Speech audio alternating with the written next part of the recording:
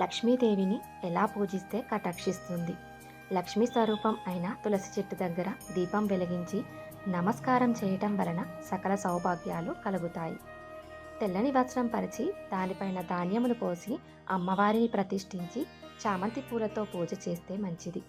అలాగే గులాబీ, తామర పువ్వు, మల్లెపూలు, సన్నజాజులతో కూడా పూజించవచ్చు.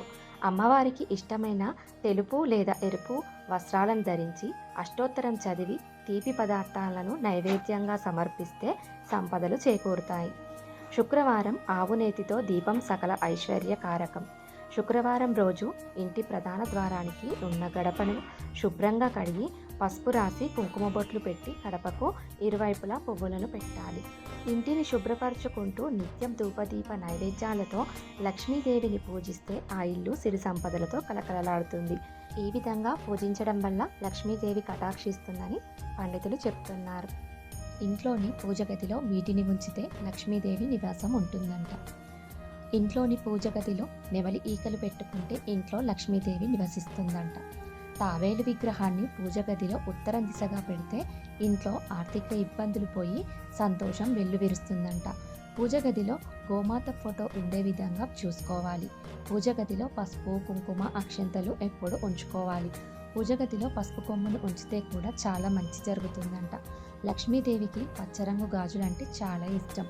ప్రతి శుక్రవారం రోజు లక్ష్మీదేవి చిత్రపటం ముందు పచ్చరంగు గాజులను పెట్టి పూజించి ఆ గాజులను ఇంటి ఇల్లాలు ధరిస్తే చాలా మంచిదని పండితులు చెప్తున్నారు. ఈ విధంగా ఇంట్లోని పూజ గదిలో వీటిని ఉంచి లక్ష్మీదేవి ఇంట్లోని నివాసం ఉండేలా చేయండి. లక్ష్మీదేవికి పచ్చకర్పూరం అంటే ప్రీతి. లక్ష్మీదేవి ముందు ఒక పాత్రలో నీటిని పోసి అందులో పచ్చకర్పూరము, పసుపును వేసి ఉంచాలి. ఆ నీటిని 2-3 రోజులకు ఒకసారి మారుస్తూ ఉండాలి. ఇలా చేస్తే అష్టైశ్వర్యాలు కలుగుతాయంట. అంతేకాదు, పచ్చకర్పూరాన్ని ఒక పసుపు వస్త్రంలో మూటలా కట్టుకొని ఇంటికి కుబేర స్థానంలో ఉంచి ధూపమేస్తూ వస్తే ఆర్థిక ఇబ్బందులు తొలగిపోతాయంట. ఈ పచ్చకర్పూరాన్ని ఇంటి ప్రధాన గుమ్మానికి కట్టడం, పూజ గదిలో ఉంచి పూజించడం ద్వారా మానసిక ప్రశాంతత చేకూరుతుంది. పచ్చకర్పూరం ఓ ముక్కను పేపర్లో మడతపెట్టి పర్సులో ఉంచుకుంటే ధనాదాయం పెరుగుతుందంట. కాబట్టి లక్ష్మీదేవికి ఎంతో ఇష్టమైన ఈ పచ్చకర్పూరాన్ని మీరు కూడా ఇంట్లో ధరించండి. ఈ పచ్చకర్పూరం వల్ల ఆరోగ్యపరంగా కూడా చాలా ఉపయోగాలు ఉన్నాయంట. అలాగే ఇంట్లోకి క్రిమికీటకాలు, దోమలు, ఈగలు రాకుండా కూడా ఉపయోగపడుతుందని మన పెద్దవాళ్ళు చెప్తున్నారు.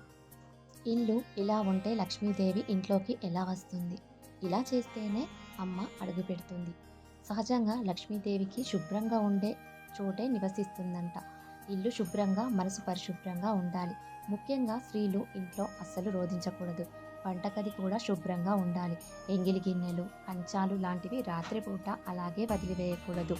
ఇంట్లో ఎక్కువసేపు నిద్రపోవటం, ముఖ్యంగా సంధ్యావేళ నిద్రపోవటం లాంటివి అస్సలు చేయకూడదు. అంతేకాదు, నిత్య దీపారాధన కూడా చేయాలి. కూర్మం అంటే తాబేలు ప్రతిమను ఒక చిన్న ప్లేటులో ఉంచి నీరు పోసి ఈశాన్య భాగాన పెట్టడం, తామర వత్తులతో దీపారాధన లాంటివి చేయడం వలన కూడా దారిద్రం మన దరిచేరదంట. తామర వత్తులతో ఆరుబయట గుమ్మానికి ఇరువైపులా దీపారాధన చేయాలి. నువ్వుల నూనెతో దీపారాధన చేసి పడమర దిక్కున కూడా ఉంచవచ్చు. ఈ దీపారాధన అసుర సంధ్యా వేళ చేయాలి. తామరవత్తి దీపాలు వెలిగించాలి. సన్నని వత్తులు 13 తీసుకొని వాటిని ఒక వత్తిలాగా చేసుకోవాలి. ఇలా 8 వత్తులు చేసుకోవాలి. అంటే మొత్తం 13x8 వత్తులు ఉండాలన్నమాట. ఇప్పుడు ఒక్కో వత్తిని తీసుకొని 2 చివరలు కలపాలి. అంటే సున్నాలాగా ఉంచుకోవాలి. ఇలా మిగిలిన 7 వత్తులను కూడా ఇలాగే చేసి పద్మంలా చేసుకోవాలి. ఇప్పుడు ఇది తామరవత్తి అవుతుంది. ఇలా 2 చేసుకొని 2 ప్రమిదల్లో ఉంచి దీపారాధన చేసుకోవాలి. ఇలా చేస్తే దరిద్రం మన దరి చేరదంట. ఈ విధంగా అమ్మవారికి నచ్చిన విధంగా పూజను చేసుకోవడం వల్ల అమ్మ మన ఇంట్లోకి అడుగు పెడుతుంది. శ్రీ మహాలక్ష్మీదేవికి ఇష్టం లేనివి: మంచంపై కూర్చొని భోజనం చేయటము, ఉదయాన్నే ఇల్లు వాకిలి శుభ్రం చేయకపోవటము, లేచింది మొదలు భర్తని పిల్లల్ని తిట్టడము, అరవడము, విసుక్కోవడము, సాయం సమయాన సంధ్యాదీపం ఉంచకపోవడము, సరిగా పక్వం చెందని ఆహారాదులను తినడము, ఆహారాన్ని తీసుకోకముందు తీసుకున్న తర్వాత నోటిని శుభ్రపరచుకోకుండా ఉండటము, ఉదయాన్నే లేచి మొహం కడుక్కోకుండా భర్తకు కనపడడం వల్ల అనారోగ్యం కలుగుతుందంట. అలాగే ధనహీనత కూడా కలుగుతాయంట. తడి బట్టలతో భోజనాన్ని చేయటము, తదియా నాడు దొండకాయ తినటము, తమలపాకుల కన్నా ముందు వక్కల్ని నమలట వలన ఇవన్నీ దరిద్రాన్ని చేకూరుస్తాయంట. ధనాన్ని ఉత్తరం వైపున్న గదిలో జాగ్రత్త చేయడం ద్వారా కుబేరుని ప్రీతిని పొందగలుగుతారంట.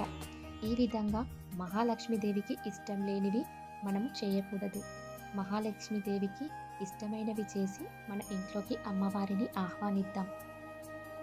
చూశారు కదా, ఈ విధంగా మహాలక్ష్మీదేవికి నచ్చినవి నచ్చనివి ఏ విధంగా పూజ చేయాలి వీటన్నిటి గురించి మీరు తెలుసుకున్నారు కదా.